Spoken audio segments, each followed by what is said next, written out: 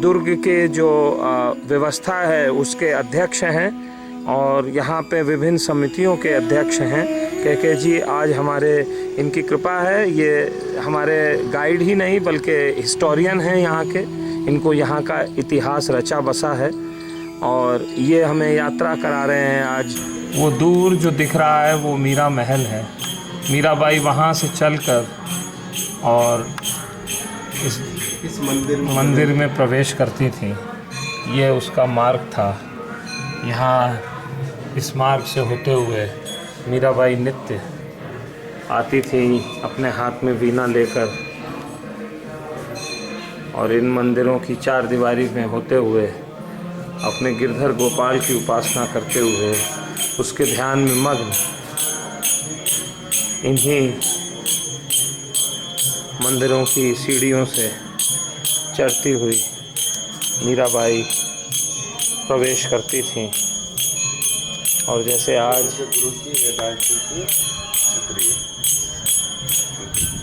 उनके गुरु रायदास जी, उनकी ये छत्री है जहाँ पर वो भी आते थे। यहाँ बैठ के और उनके सानिध्य में मीरा भजन कीर्तन करते।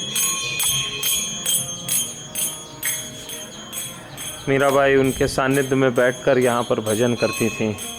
ये वो छत्री है, वो पावन जगह है जहाँ पर मीराबाई अपने गुरु से भक्ति का, प्रेम का मार्गदर्शन और उपदेश लेती थीं। वही रोहिदास जिन्होंने कहा था मन चंगा तो कटौती में गंगा। ये वही हैं जिनको राजा महाराजा ने कहा वो तो चमड़ा का व्यापारी है, उसको तूने गुरु बना लिया, लेकिन वो ये नहीं समझ सके कि भक्ति तो भाव की होती है। और रोहिदास में भाव कूट कूट के भरा था, जिसके कटौती में गंगा विद्यमान हो गई। सोचिए वो कितना पावन जीव होगा, चमड़ा बनाने वाला, चमड़ा धोने वाला। लेकिन भगवान तो क्रिया नहीं देखते, वो तो भाव देखते हैं। ऐसे ही संत की शिष्या मीराबाई, जिन्होंने कलयुग में द्वापर युग की गोपी का अवतार लिया और भक्ति और प्रेम की लहर बहा दी। इसी मंदिर के अंदर तानसेन ने अपनी वीणा बजाई थी। वीणा बजाई थी किस स्थान पर? यहीं पे बैठ के, और मीराबाई ने उसके ऊपर भजन के साथ नृत्य किया था। ये वो स्थान है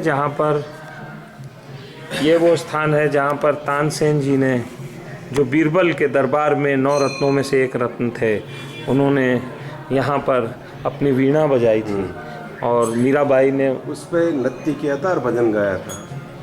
श्री राधे, यही वो मंदिर है, यही वो प्रांगण है जब मीराबाई ने नृत्य का ऐसा समा बांध दिया था, ऐसी माला पिरो दी थी कि स्वयं ठाकुर जी भी वो नृत्य देखने के लिए यहाँ पर आ गए थे।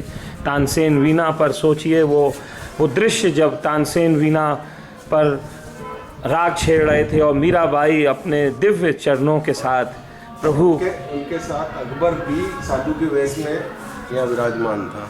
उनके साथ अकबर साधु के वेश में थे? हाँ, अकबर भी साधु के वेश में विराजमान था। अच्छा। और इसी प्रांगण में उसने अपना शाही हार गले से खोल के मीरा के चरणों में रख दिया। अच्छा, इसको कुंभा महल कहते हैं। 6वीं शताब्दी से राजघराने का ये निवास स्थान था। ये कुंभा महल में प्रवेश कर रहे हैं हम, जो कि इनका मुख्य निवास स्थान था।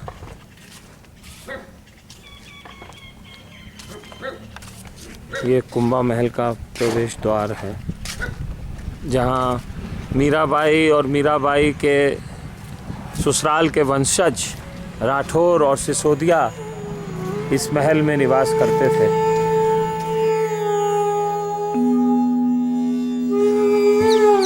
ये वो महल है मीराबाई का, जहाँ राणा सांगा ने, जब उन्होंने देवी पूजन के लिए मना कर दिया था विवाह के बाद, उसके उपरांत राणा सांगा ने, उनकी सास ने उनको भूत महल में डाल दिया था, ये सोच कर के वहाँ जो भूत उनके पूर्वज रहते हैं वहाँ कोई बचता नहीं था जाने के बाद। शायद मीराबाई का भी वही हर्ष होगा। आइए चल के देखते हैं कि एक भक्त का कौन पालनहार होता है। उस पे लाखों विपदाएं आती हैं, परंतु कहते हैं जिसको मारे कृष्ण बचा सके न कोई, और जिसे राखे कृष्ण मार सके न कोई। ये वो रास्ता है। यहाँ से छोटे छोटे पत्थरों की सीढ़ियों से होते हुए ये मार्ग आज भी वैसे ही जैसे आज से 500, 600, 800 साल पहले हुआ करता था, आज भी बिल्कुल वैसे ही, मानो समय रुक गया हो, थम गया हो और सांस ले रहा हो। उसी समय में जब यहाँ पर मीराबाई ने कदम रखा था, यही वो सीढ़ियाँ थीं, यही जहाँ पर एक नवेली दुल्हन वधू के रूप में मीराबाई आई थीं, और राणा सांगा और उनकी पत्नी और उनकी बेटी उदाबाई, उनको लगा ये राजा भोज की पत्नी है, पर वो नहीं जानती थी मीराबाई तो कृष्ण को, अपने गिरधर गोपाल को अपना मन दे चुकी थी। ये हाँ तो सिर्फ शरीर राजा भोज की पत्नी के रूप में आ रहा था, परंतु आत्मा तो गिरधर से न जाने कब की मिल चुकी थी। यही वो सीढ़ियाँ थीं जहाँ पर उनको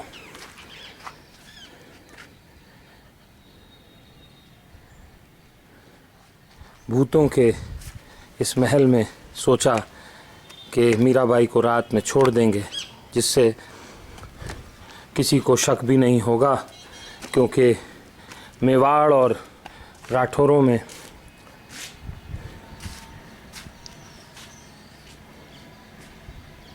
संबंध खराब न हो जाएं। राजपूत राजस्थान उस समय काफ़ी राजनीतिक उथल पुथल से निकल रहा था, और वो जानते थे कि मीराबाई को अगर कुछ हानि पहुंचाई और लोगों को संदेह हो गया तो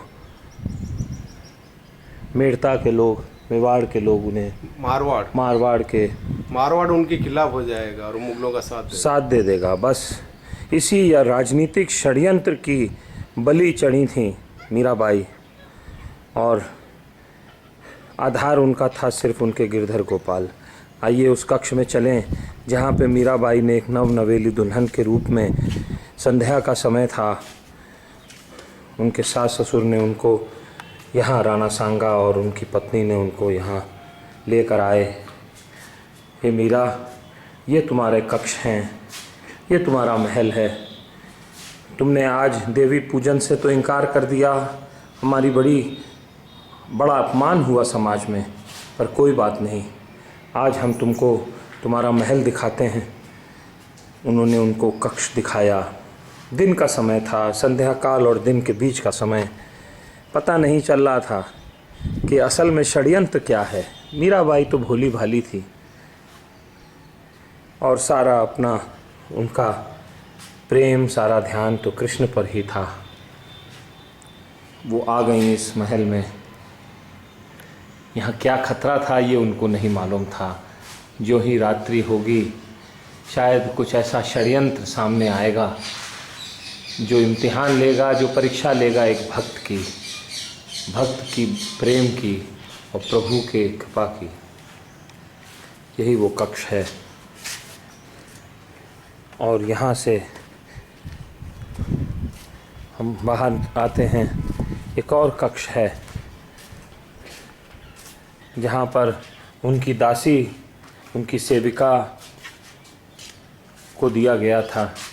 एक समय में ये सब, इसके ऊपर छत थी, ये बहुत ही एक सुंदर महल हुआ करता था।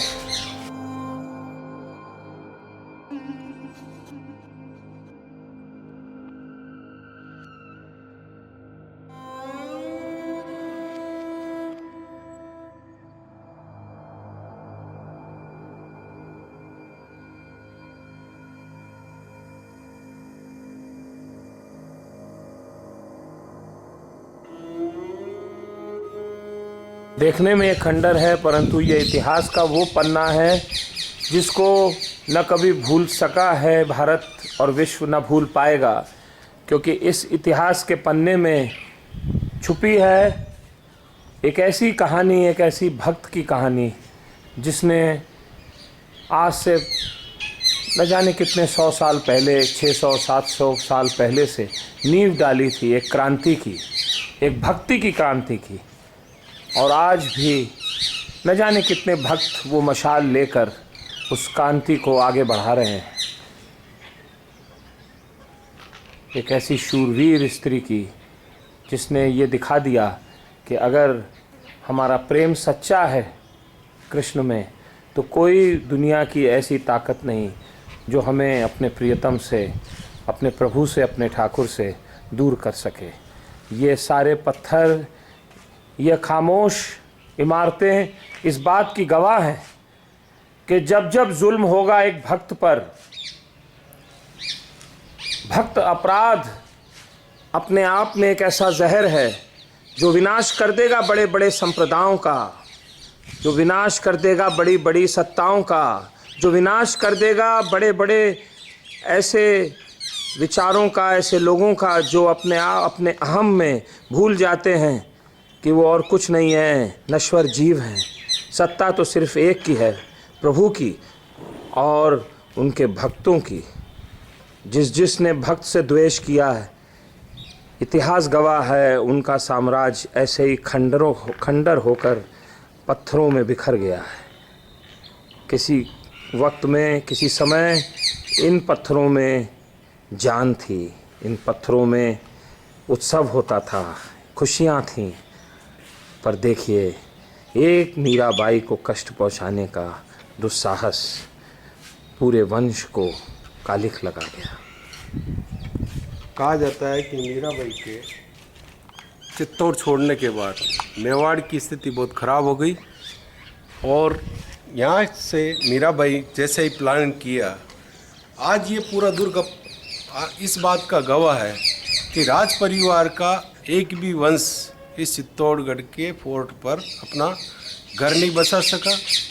ये पूरा किला खंडर हो गया। गवर्नमेंट के कब्जे में जब आया तो राज परिवार का कोई भी उत्तरदायित्व और उनके अधिकार में इस किले का एक भाग, एक मकान, एक कमरा तक उनको नहीं मिल पाया।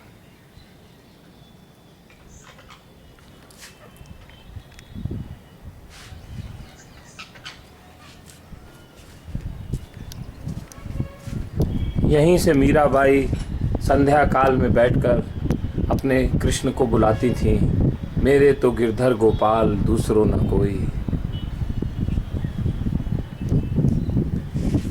कुछ भी हो, परंतु ये इमारतें, ये दीवार, ये पत्थर, ये ईंट कितने खुशकिस्मत हैं। इनका सौभाग्य है कि इन्होंने अगर तबाही देखी, अगर विनाश देखा, तो इन्होंने एक भक्त को भी देखा। भक्त का नृत्य, उनका गान, उस सब का उन्होंने आस्वादन किया है। मैं शत शत प्रणाम करता हूँ इन ईंटों को, इन पत्थरों को, ये निर्जीव दिखने वाले, परंतु इनके अंदर न जाने कितनी यादें भंवर की तरह आज भी मंडरा रही हैं, चक्कर लगा रही हैं और कह रही हैं कि मीराबाई कहीं नहीं है, कहीं नहीं गई। आज भी इन्हीं पत्थरों में, इन इमारतों में, इस किले में आज भी उनकी गूंज न जाने कितने लोगों को सुनाई देती है। उन घुंघरुओं की आवाज़ जो मीराबाई ने कहा था, पद घुंघरू बांध मीरा नाची रे। आज भी ठाकुर की वो पागल प्रेमी, वो गोपी द्वापर युग की, जिसको ठाकुर ने वचन दिया था कि कलयुग में तुझे मैं अपने में लीन कर लूँगा, तुम्हारी सारी इच्छाओं को पूर्ण करूँगा, तब न कोई बंधन रहेगा, न लोक लाज लज्जा रहेगी। उसी परम परमेश्वर श्री कृष्ण में विलीन होती हुई उनकी परम प्रेमिका श्री मीरा, आज हम उस पावन स्थली पर हैं जहाँ पर इतिहास ने एक ऐसी करवट ली थी जो भक्ति अध्याय में अनूठी है, रही है और हमेशा हमेशा रहेगी। अब मैं आपको ऊपर लेके चलता हूँ, जहाँ पर मीराबाई सुबह के समय, सूर्य उदय के समय ठाकुर जी को स्नान ध्यान कराती थीं। संध्या काल में वहाँ जाकर अपनी वीणा बजाकर सारे महल को, इस सारे दुर्ग को अपनी प्रेम और भक्ति से पावन कर देती थी। आइए हम चलें उन सीढ़ियों पर।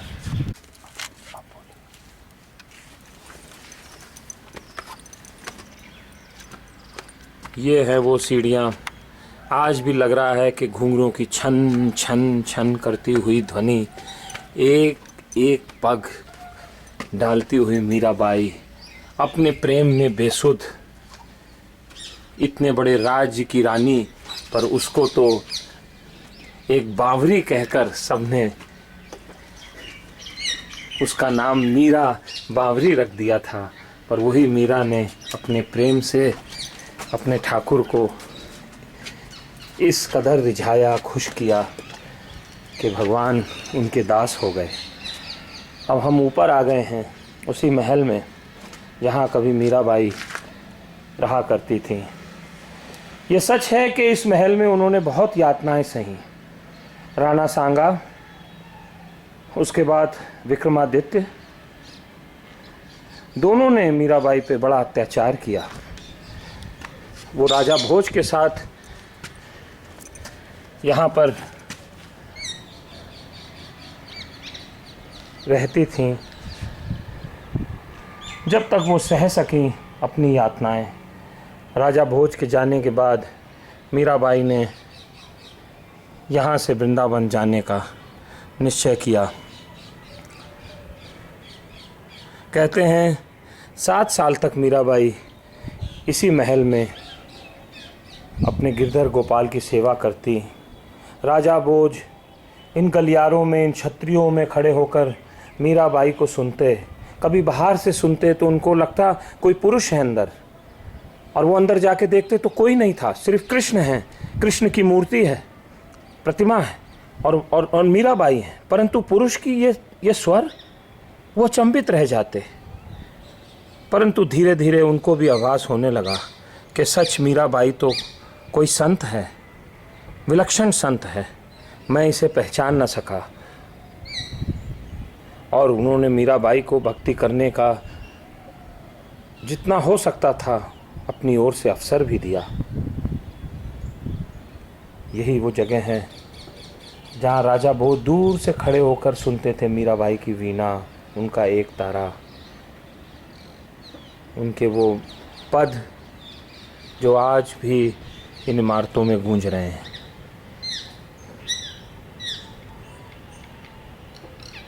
दूधा जी ने जब अपनी छोटी सी पोती को देखा था, उनको मालूम न था कि एक दिन उनके वंश की वो स्त्री,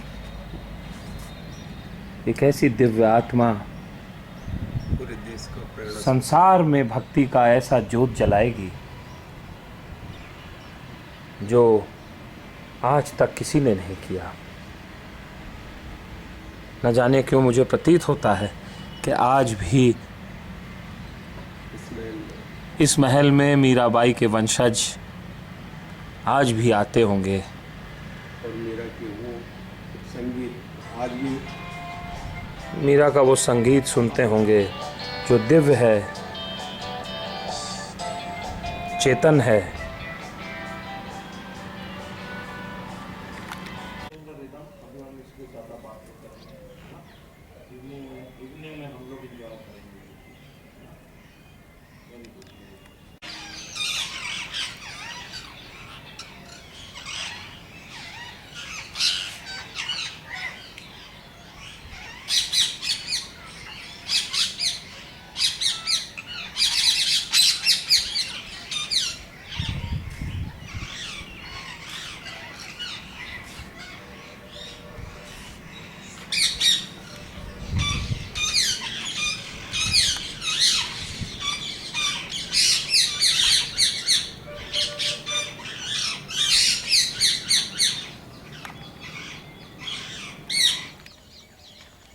कहा जाता है कि मीराबाई जब विधवा हुई थी और भगवान कृष्ण की वो भजन कीर्तन में लीन रहती थी।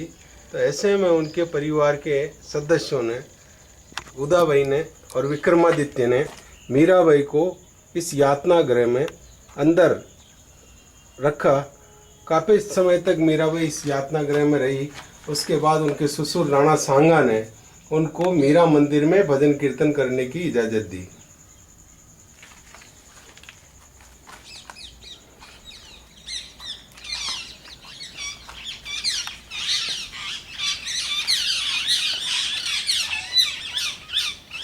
ये यातना गृह बिल्कुल मीरा महल के नीचे बना हुआ है।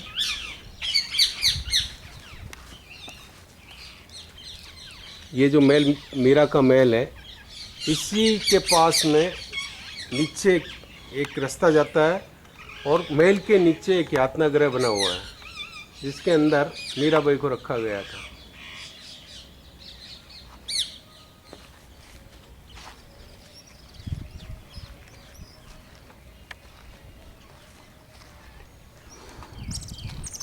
ये क्या है? ये सारे से उनके गुप्तचर और सैनिक वगैरह, उनके सिक्योरिटी गार्ड।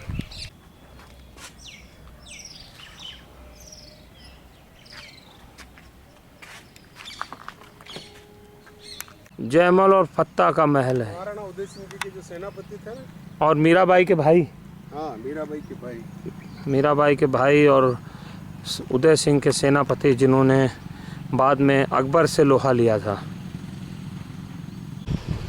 ये मीराबाई का मंदिर है, जहाँ पर मीराबाई नित्य आकर ठाकुर जी का श्रृंगार, उनकी आराधना करती थी।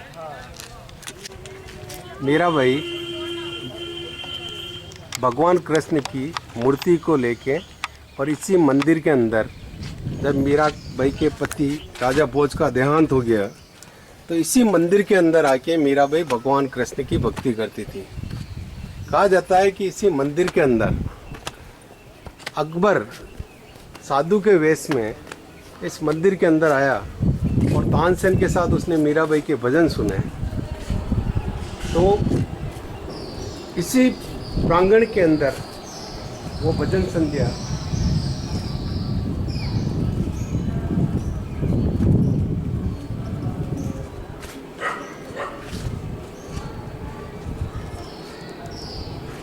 इसी प्रांगण के अंदर वो भजन संध्या, जिसको तानसेन के साथ अकबर ने सुना और मीराबाई की मधुर वाणी से प्रभावित होकर उसने अपने गले से शाही हार खोल के मीरा के चरणों में रखा। यही वो मंदिर है जहाँ मीराबाई के देवर विक्रमादित्य और बहन ननंद मीराबाई की उदा, उसने इसी मंदिर के अंदर यातना देने के लिए और मीराबाई की अग्नि परीक्षा लेने के लिए कि तुम्हारे भगवान कृष्ण सच्चे हैं या नहीं, उसकी परीक्षा लेने के लिए जहर का प्याला भेजा। वो जो उधर दिख रहा है वो मीराबाई का मंदिर है कोने में। इसी मंदिर के अंदर मीराबाई को विस्पान कराया। हाँ, चित्तौड़गढ़, हाँ मंदिर नहीं, पूरा उनका किला, उनका घर था, रहती थी।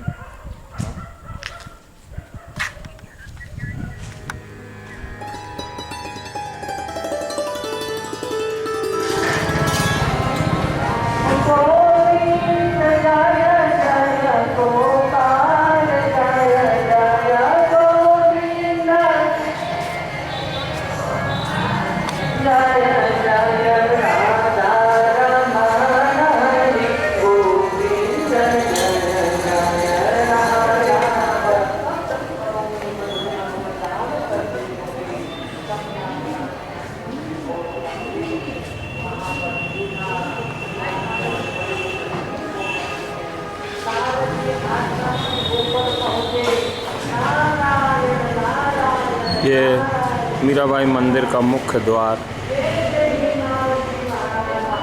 मीराबाई मंदिर के बगल में उनके महल का मुख्य द्वार है, जहाँ मीराबाई राव दूधा जी के साथ, अपने दादा, अपने माता पिता के साथ यहाँ पर जन्म लिया और यहाँ पर उन्होंने अपना बाल अवस्था यहीं पर बिताई।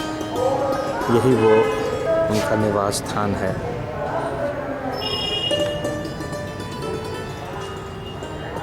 ये सब उनके प्राचीन मंदिर।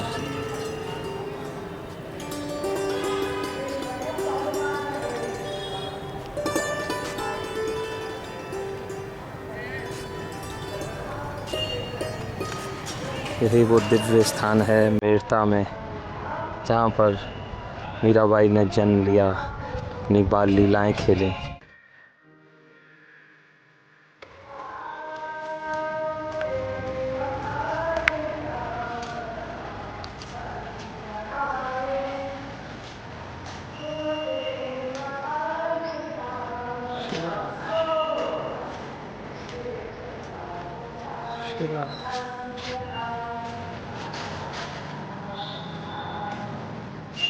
ये मीराबाई के महल के सीढ़ियाँ, ये प्रवेश द्वार।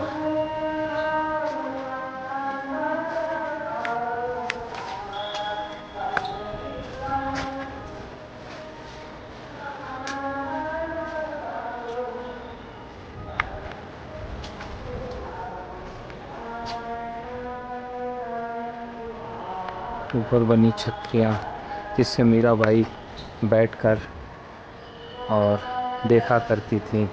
यहाँ पर एक बार एक विवाह समारोह, बारात जा रही थी और मीराबाई ने पूछा था अपनी माँ से कि विवाह क्या होता है, मेरा पति कौन होगा।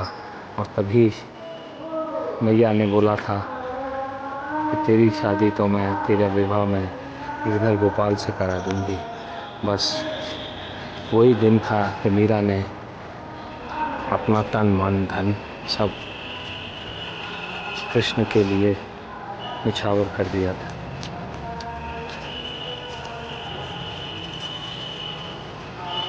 हम उस प्रवेश द्वार से अंदर जा रहे हैं।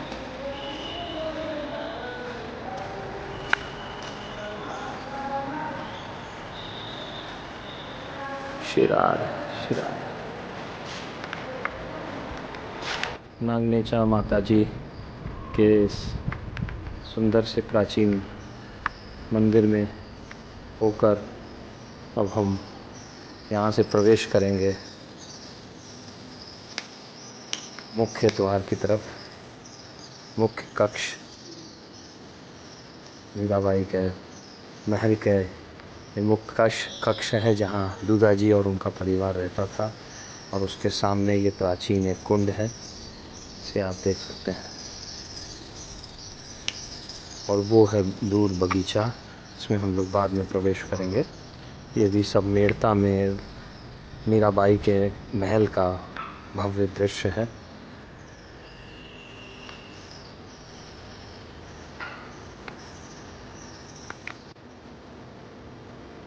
हम मीराबाई के महल के कक्ष के अंदर प्रवेश कर रहे हैं।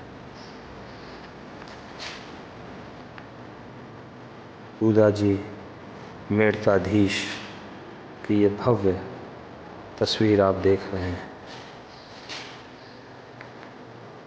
इसमें नीचे यहाँ पर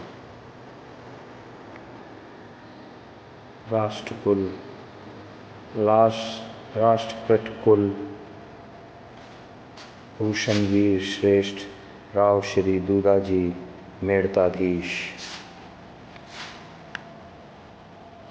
ये मीराबाई के दादाजी परम भक्त, जिन्होंने मीराबाई को भक्ति का संस्कार दिया। यूँ तो मीराबाई को संस्कार न जाने कितने जन्मों से, द्वापर से मिला हुआ था, क्योंकि वो कृष्ण की, राधा रानी की सखी और कृष्ण की गोपी थी। परंतु दूधा जी ने उनको जन्म के बाद भक्ति के मार्ग में उत्साहित किया। उनको स्वयं भी ज़्यादा युद्ध करना पसंद नहीं था।